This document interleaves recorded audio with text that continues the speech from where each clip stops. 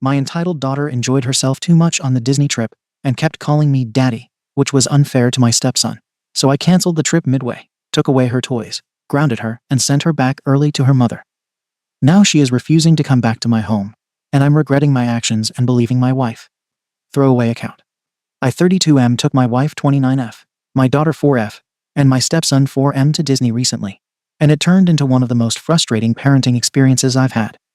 It wasn't just the usual meltdowns or exhaustion. It was the weird dynamic between the two kids that pissed me off more than anything. A little background. My daughter lives in Florida with her mom. We share custody, and I fly in to visit her every few months. Sometimes she visits me.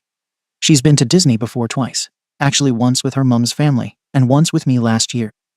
My stepson, my wife's son from a previous relationship, lives with us full-time and had never been. The plan was to take them both to Disney so they could experience it together. We hyped it up for weeks, new outfits, packed snacks, maps, all of that. My daughter was the most vocal, though. From the minute we picked her up, she was on and on about the Dumbo ride. Nonstop. And not just excited, like, performatively excited. I can't wait for Dumbo. Dumbo is my favorite ever. You're going to love Dumbo. This went on for the entire 3-hour drive.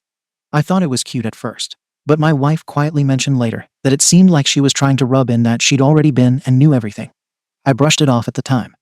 Anyway, my stepson, who I'll just call him, was naturally influenced. 4-year-olds soak up everything, and by the time we hit the parking lot, M was almost vibrating about getting to Dumbo.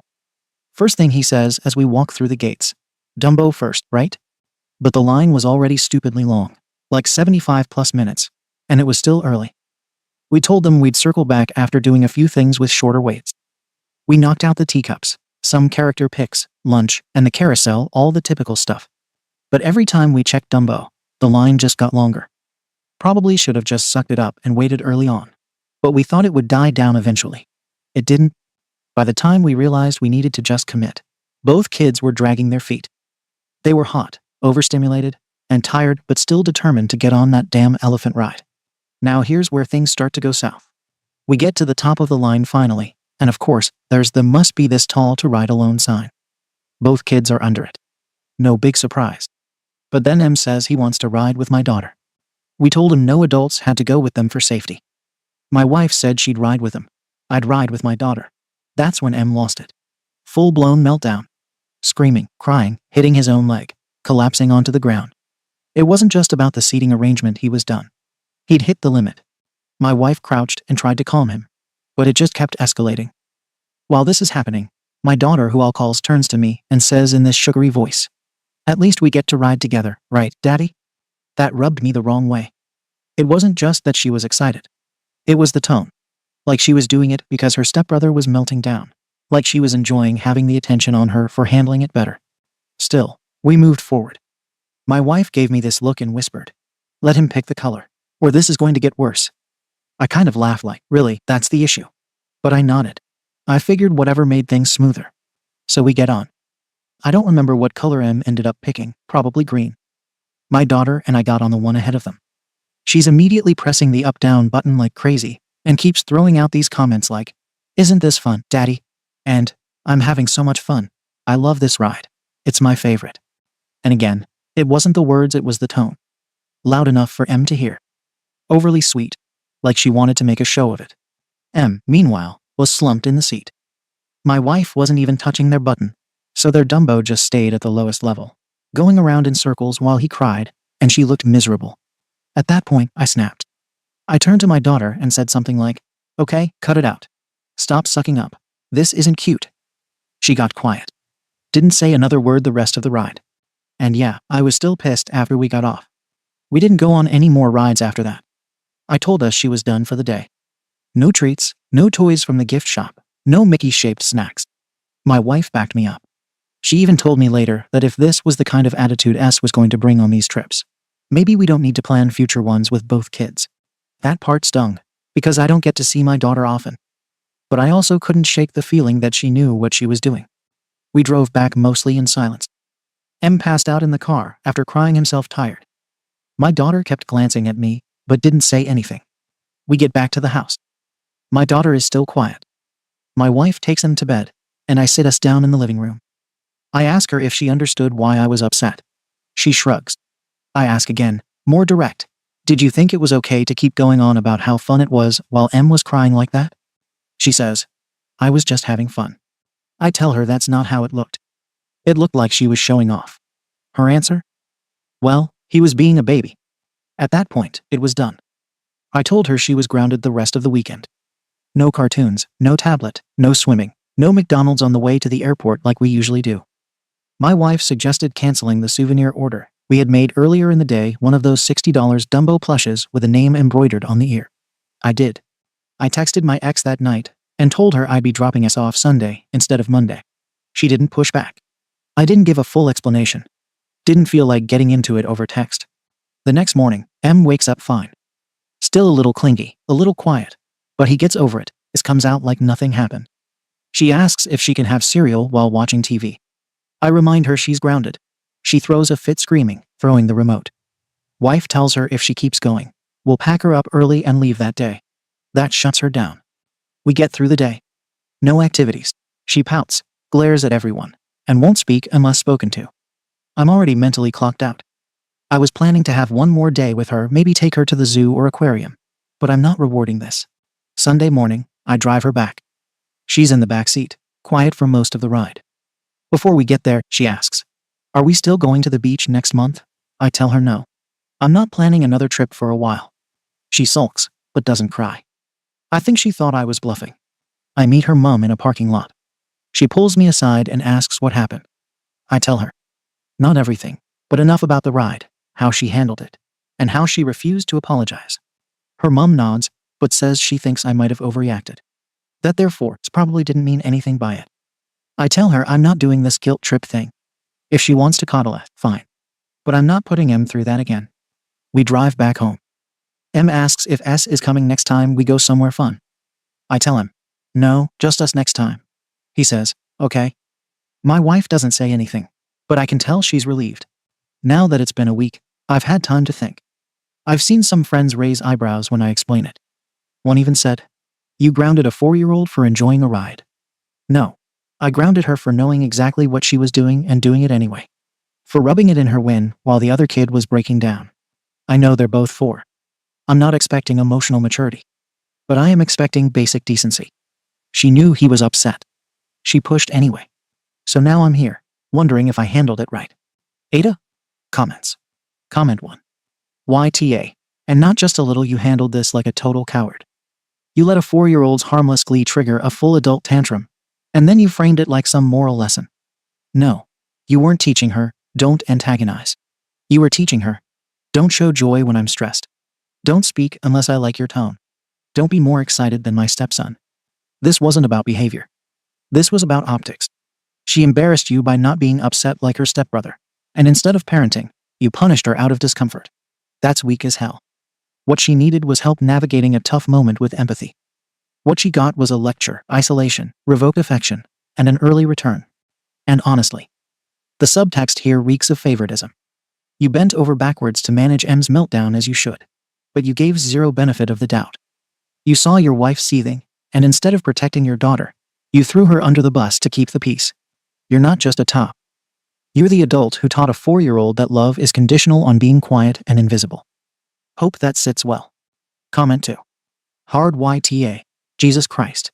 You grounded a 4-year-old, canceled her trip, and returned her early because she was too enthusiastic on a ride. Are you hearing yourself? You didn't punish her for being mean. You punished her for being happy in the wrong tone while another kid was upset. That's unhinged. Your stepson had a meltdown, understandable. He's 4. But instead of helping him regulate, you projected all your own embarrassment and stress onto your daughter. Her crime was what? Smiling too hard, pressing the button too much, saying she liked the ride. You didn't discipline. You lashed out. Then you doubled down with a punishment that reads more like spite than parenting. You iced her out, took her toys, canceled future plans, and sent her back early like she was a problem to return to sender. If this is how you act when she annoys you, I'd be terrified of what she gets when she actually screws up.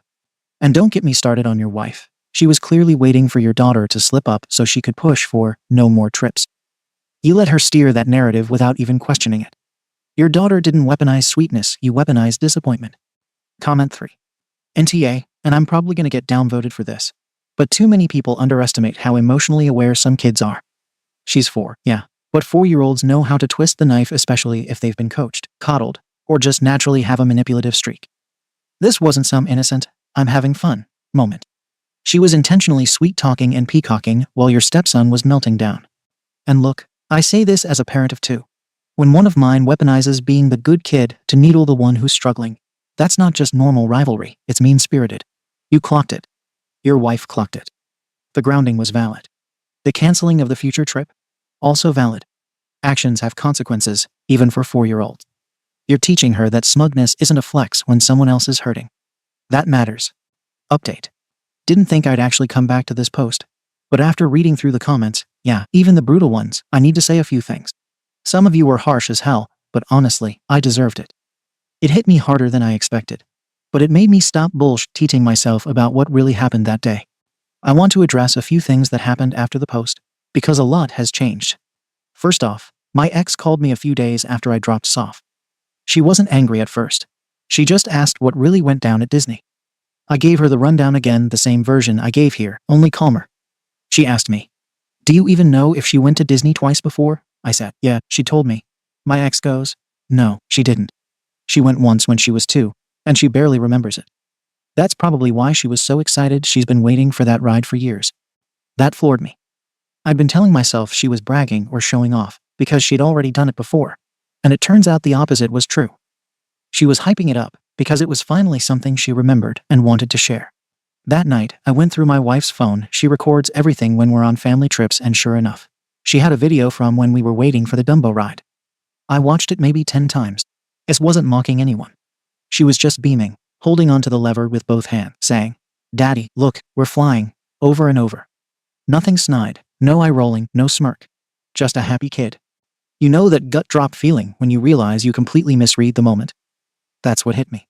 After seeing that, I texted my ex and asked if I could FaceTime S. She agreed. S was polite, said hi, and told me she was coloring. I told her I was sorry for being mad at Disney and that I misunderstood what she meant. She just shrugged and said, "It's okay, Daddy." But her tone wasn't the same. She wasn't the chatty, excited little girl I used to pick up. She sounded like she was talking to a teacher. I asked if she wanted to visit next month like we planned before the Disney mess, and she said, "Mum said I don't have to if I don't want to." I told her I'd really like her to come. Maybe just me and her. No big crowds. No rides if she doesn't want. She said, "No, it's okay. Your wife doesn't like me anyway." That sentence stopped me cold. I asked her why she thought that, and she said, "She told me you're busy now and have your real family." I didn't even know what to say. I told her that wasn't true, but she just nodded and changed the subject to her drawing. I hung up and went straight to my wife. When I confronted her, she didn't deny it. She said she was tired of forcing a bond that doesn't exist, and that doesn't fit here. Her exact words. I told her that was out of line, and she said, "You don't even see what she does to him. She makes him feel small." I reminded her therefore. They both act out. But she doubled down, said she's protecting her son, that S always tries to one-up him, and that if I can't see it, I'm being blind. That turned into a 2-hour fight. She said what everyone in the comments basically said, that I always side with her when it's convenient. And she's right. I let her steer the whole Disney situation. I let her frame S as the problem because it was easier than dealing with the tension between them. I didn't respond much in that fight because, truthfully, I couldn't defend myself. Every argument she made about SAE I'd already seen was false after watching that video. The next morning, I tried again to talk to S on FaceTime. She didn't want to. My ex said she's been quieter since coming back, doesn't talk much about the trip, doesn't mention me at all. Apparently when her mom brought up me visiting again, said, "I don't want to make Daddy mad." That hit me harder than anything anyone said online. For context, my ex isn't the type to badmouth me in front of her. We don't get along, but she's civil. If S is saying that on her own, that's from her experience, not coaching. So now I'm sitting with the fact that my daughter thinks I don't like her. That I punished her for being happy. That I let someone else define her intentions for me because I didn't want to be that dad who argues with his new wife. And now the damage is done. My wife thinks I should just let it go, that kids bounce back, and that I should focus on M and the family you have right now. She actually said that word for word. I told her it doesn't feel right to just give up on my kid. She said, "You're not giving up. You're letting her be happy where she belongs." That was the moment I realized I don't even recognize the person I've been living with. So, yeah, I read all your comments, especially the ones calling me out for cowardice, projection, and favoritism. They were right. I saw what I wanted to see because it fit the version of events that kept my household peaceful. I punished a 4-year-old to protect an adult's comfort. I've since texted my ex to ask if she's okay with me flying out solo to visit S at her home instead of making her travel. She said she'll talk to her and let me know. I told her I don't care if it's awkward or short. I just want to see my kid again and show her that I do care. I don't expect forgiveness right away. I don't expect her to run up and hug me. I just want her to stop believing she's not wanted. This whole situation exposed more than I wanted to admit, not just about Essie's but about my marriage. I let myself believe that new family meant replacing the old one. But family doesn't reset. You just add to it. If you commented on my last post, even if you tore me apart, thank you. I needed to hear every bit of it. Now I just need to figure out how to undo the damage I caused before my daughter learns to stop expecting anything from me at all. Comments. Comment 1. Dude, you let your daughter walk into a minefield and then punished her when she got blown up. Your wife's been gunning for that kid since day one, and you just stood there holding the ammo. Let's be real. Your daughter could have sat on that rhinestone silent, and your wife still would have found a way to paint her as the villain. She said, "She doesn't fit here." That's not something you come back from. That's not a parenting disagreement. That's straight up emotional exile. And you played along. Whether it was guilt, fear of rocking your new family, or straight up apathy, you helped her push your kid out the door. You're lucky your ex is letting you back in at all. If I were her, I'd be talking to a lawyer. The damage is done, man. And it's not just on your daughter, it's on you. Own that. You're doing the bare minimum now. But that little girl already learned her spot in your life is negotiable. Fixing that is going to take years. Comment 2. Props for the self-awareness now. But that doesn't erase how much you F'd this up. What gets me most isn't even the initial mistake. It's how deep you let your wife's resentment run without ever checking her. You didn't just let her influence the trip. You let her poison how you saw your own daughter. She's out here saying S doesn't fit. That's dark, man. That's the kind of SHT stepmoms say in movies right before the dad realizes he abandoned his kid for a replacement family. And your stepson. Don't kid yourself, he's being fed this narrative too. Next thing you know, he's going to be parroting that same real family crap back to her, and the divide will be permanent. I don't care how awkward it is. You need to start treating this like a custody crisis, because that's what it is. You're one passive choice away from becoming the dad your daughter sees twice a year for lunch. Fight harder. Comment 3. I'm not going to dogpile you. You already did it to yourself. What I will say is this. Trauma doesn't always come from outright abuse. Sometimes it comes from a single moment where a kid realizes they don't matter as much as someone else. That's what happened here. Your daughter hit that wall. You know how brutal it is to hear your own kid say, "Daddy's wife doesn't like me." And worse, she's right. Your wife said the quiet part out loud, and you let it hang in the air. That's not a kid problem. That's a partner problem. You're not choosing between families, you're choosing between right and easy. Easy is staying married and letting your wife keep drawing that line in the sand. Right is fighting to make sure your daughter knows she's not disposable. You've got one shot to get this right before that kid learns to stop expecting anything from you. Don't F it up again. Update. After the last update, I knew I had to do something more than just say sorry. I needed to show S that I was serious about repairing the damage. The texts and FaceTimes weren't doing much, she stayed distant, polite but guarded. My ex was being civil, but I could tell she was waiting to see if I'd screw it up again.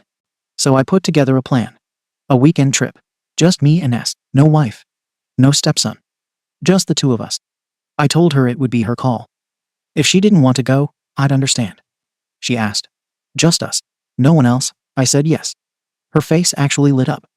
She picked the destination herself, same city as Disney, but not Disney. She said she wanted to try a different park, but also ride Dumbo one more time the right way. My ex agreed, a little hesitant. She said, "If you even think of making her feel bad this time, I'm coming down personally." Fair enough. The trip was incredible. I won't lie, it felt like I had my daughter back for the first time in months. She opened up fast. We laughed and ate too many snacks, and she held my hand walking into the parks like she used to. She got excited again talking about the rides. We finally rode Dumbo together at night, lights glowing, and she said, "This is what I wanted to show you last time." We even went back to the hotel and watched her favorite princess movie. She fell asleep curled up next to me on the bed with her Dumbo plush in one arm. For a few hours, I let myself believe we were okay again. and then I F'd it all up again. What happened was simple. She was asleep. I thought she was out cold. I stepped into the hall, just outside the room to call my wife, just to check in. She was angry I hadn't called earlier. I kept the tone light, told her the trip was going great, S was having fun, and I felt like we were finally reconnecting. She made a joke, "I'm glad your real daughter likes you again." I let it slide. Then she asked if I had talked to S about being nicer to M next time. I said no, that this trip wasn't about that, that it wasn't the time. That's when she snapped. She said, "So she gets rewarded for being manipulative, and you ignore the kid who actually lives with you? Got it." I told her that wasn't fair, and that S was for she wasn't manipulating anyone. My wife didn't back down. She said, and I remember this word for word, "She's not a good kid. I don't know what's wrong with her, but she's not normal. She knows how to play you. I'm not doing this every time she visits." I didn't yell. I just hung up. When I walked back in the room, S was sitting up in bed, clutching her stuffed Dumbo. Her face was blank. I knew immediately she'd heard it. She didn't say anything to me, just laid back down and pretended to sleep. The next morning, she wouldn't look at me, wouldn't talk. She didn't want breakfast. Didn't want to ride anything else.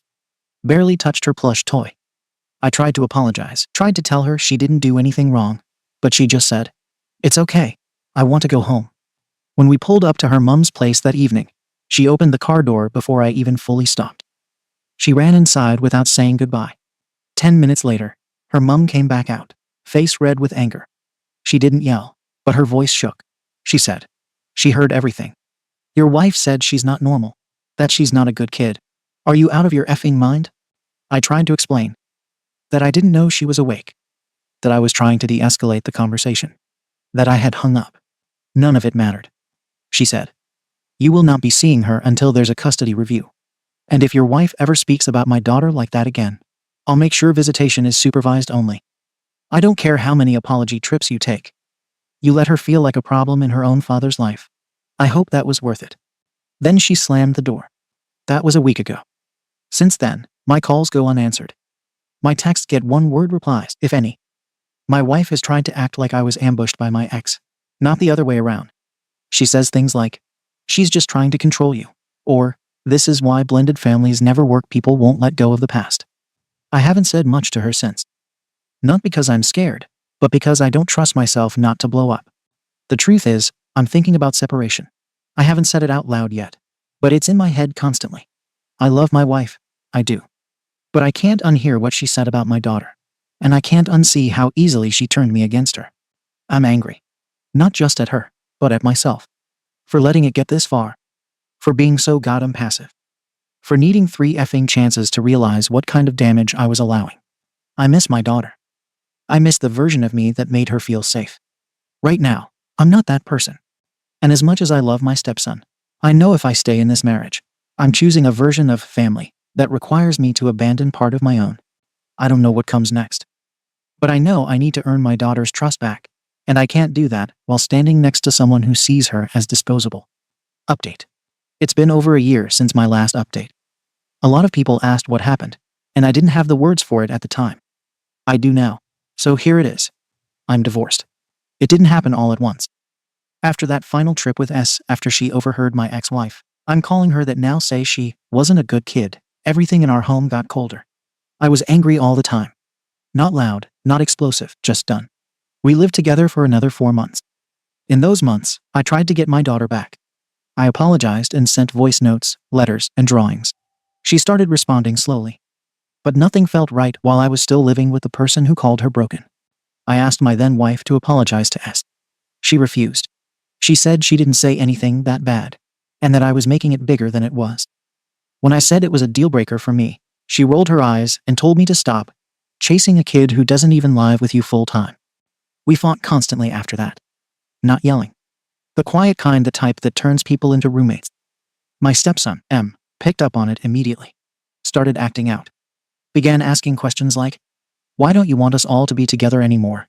And, "Why do you like it S more now?" That broke me. Because M is just a kid, too. He didn't ask to be put in the middle of this. But it was clear my ex had been feeding him her version of events. My mother made it worse. She's always had a soft spot for M, never liked S's mom, never really accepted my daughter the way she pretended to.